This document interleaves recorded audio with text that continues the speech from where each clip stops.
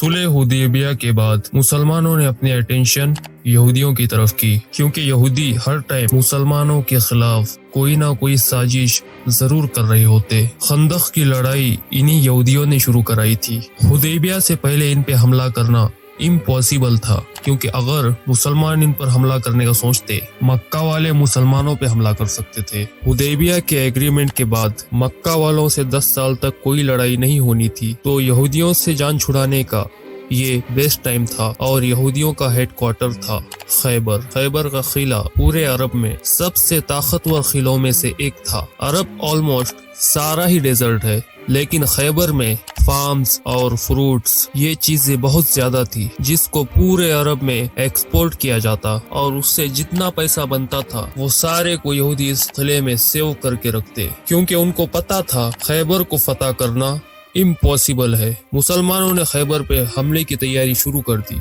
लेकिन मदीना के मुनाफिकों ने पहले ही खैबर वालों को बता दिया, 1500 लोगों की फौज तुम्हारे तरफ आ रही है, तुम लोग तो वैसे भी बहुत ज्यादा हो, आराम से इनको हरा देना। यहूदियों ने भी इस खबर को बहुत ही लाइटली लिया। यहूदी एक सुबह अपने खेतों में काम करने निकले, अचानक सामने मुसलमानों की फौज खड़ी थी। वो चीखने लगे, मोहम्मद आ गया है, मोहम्मद आ गया है, और भागकर वापस किले में चले गए। खैबर ऑलमोस्ट मदीना से 150 किलोमीटर दूर है, और अगर आज भी गाड़ी में जाए तो 2-2.5 घंटे लग जाते हैं। और खैबर के इस किले के 2 मेन हिस्से थे, एक हिस्से में 5 बड़े किले और दूसरे हिस्से में 3 किले थे। और मुसलमानों ने पहला हमला खैबर के इस किले पर किया। पहला किला फतह करने के बहुत कोशिशों के बावजूद कोई फायदा नहीं हुआ, तो रसूलुल्लाह सल्लल्लाहु अलैहि वसल्लम ने कहा, कल मैं ऐसे आदमी को झंडा दूंगा। झंडा देना मतलब एक ऐसे आदमी को लीडर बनाऊंगा जो अल्लाह और उसके नबी मोहम्मद सल्लल्लाहु अलैहि वसल्लम से मोहब्बत करता है, और अल्लाह और उसके रसूल उससे मोहब्बत करते हैं। सारे सहाबी इस उम्मीद में थे, काश ये झंडा हमें मिल जाए। इवन हजरत उमर रजी अल्लाह ताला अन्हु ने कहा, मैंने कभी भी जिंदगी में लीडरशिप की ख्वाहिश नहीं की सिवाय खैबर के इस दिन की। रसूलुल्लाह सल्लल्लाहु अलैहि वसल्लम ने सारे बड़े उम्र के सहाबा को पीछे करके सिर्फ 29 ईयर ओल्ड अली बिन अबी तालिब के हाथ में दिया। तो हजरत अली ने खुश होकर कहा, मैं आखिरी दम तक इनसे लड़ूंगा।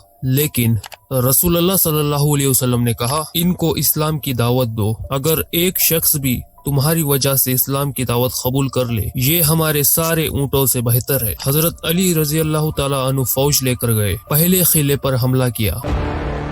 इस किले का जो चीफ था उसका नाम था मरहब। ये मरहब पूरे अरब में अपनी ताकत की वजह से मशहूर था, मतलब इससे लड़ने का कोई सोच भी नहीं सकता। उसने सामने आकर मुसलमानों को चैलेंज किया। हजरत अली रजी अल्लाह ताला अन्हु सामने गए और क्वाइट इजीली उसको हरा दिया, जिसकी वजह से इसकी जगह हजरत अली पूरे अरब में एज अ वॉरियर मशहूर हुए। इसी के साथ लड़ाई शुरू हुई और काफी खतरनाक लड़ाई हुई, और यहूदी भी बहुत जोश से लड़ रहे थे, क्योंकि वो भी अहले किताब है। उनके लिए भी जन्नत, शहादत ये सारे कॉन्सेप्ट तो हैं। जंग काफी देर तक चली। आखिरकार यहूदी इस किले को खाली करके दूसरे किले में भाग गए। इस तरह खैबर का पहला किला फतह हुआ।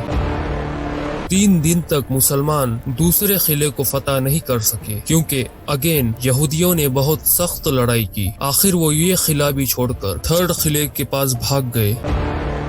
तीसरा किला भी बहुत दिनों तक फतह नहीं हो सका। मुसलमान हैरान थे, हमने तो इनके सारे खाने पीने के रास्ते बंद कर दिए हैं, फिर भी ये बाहर आकर क्यों नहीं लड़ रहे। एक दिन एक यहूदी जासूस जो मुसलमानों के लिए जासूसी करता था, उसने आके बताया कि खैबर के ये किले बहुत पुराने हैं और यहूदियों ने इन किलों के नीचे सीक्रेट रास्ते बनाए हुए हैं। इन रास्तों को यूज करके वो इस जगह से पानी किले के अंदर ला रहे हैं। मुसलमानों ने वो रास्ता जाकर बंद कर दिया। कुछ ही देर बाद यहूदी किले से बाहर निकल गए और मुसलमानों से लड़ने लगे। और जो भी सहाबा से आकर सामने से लड़ता है तो उनके साथ क्या होता है।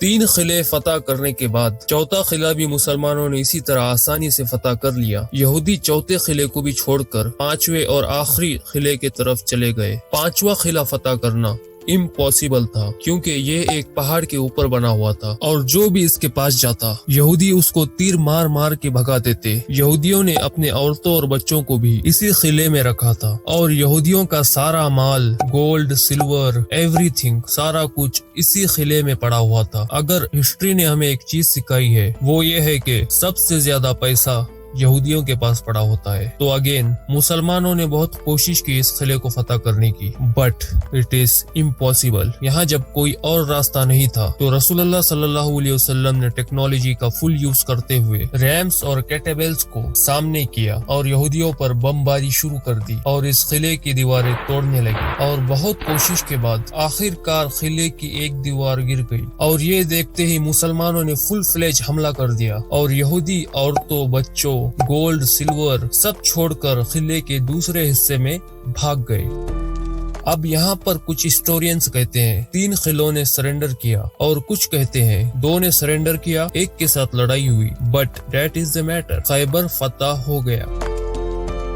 आखिर यहूदियों ने सख्त लड़ाई के बाद सरेंडर कर दिया और रसूलुल्लाह ने इन सबको माफ कर दिया। लेकिन खैबर में जितना भी फूड और फ्रूट्स की प्रोडक्शन होती है उसका हाफ मुसलमानों को देना पड़ेगा, जिस पर यहूदियों ने खुशी से एग्री की। खैबर से मुसलमानों को इतना गोल्ड और इतना पैसा मिला, इवन हजरत उमर रजी अल्लाह ताला अन्हु ने कहा हिजरत के 7 साल बाद पहली बार खैबर में हमने पेट भरकर खाना खाया। जो मुसलमान मक्का से हिजरत करके मदीना आए थे उन सब ने अपने मदीना के भाइयों को पैसे वापस कर दिए। खैबर की इस जीत ने मुसलमानों को इस गरीब कम्युनिटी से अरब की सबसे पावरफुल और रिच कम्युनिटी में से बना दिया। अब यहाँ पे एक क्वेश्चन है, अरब में इतने यहूदी आए कहाँ से? और मक्का में तो एक भी यहूदी नहीं था। सारे यहूदी मक्का और मदीना के आसपास में क्यों रहते थे? ये 1000 साल पुरानी कहानी है। Like and subscribe.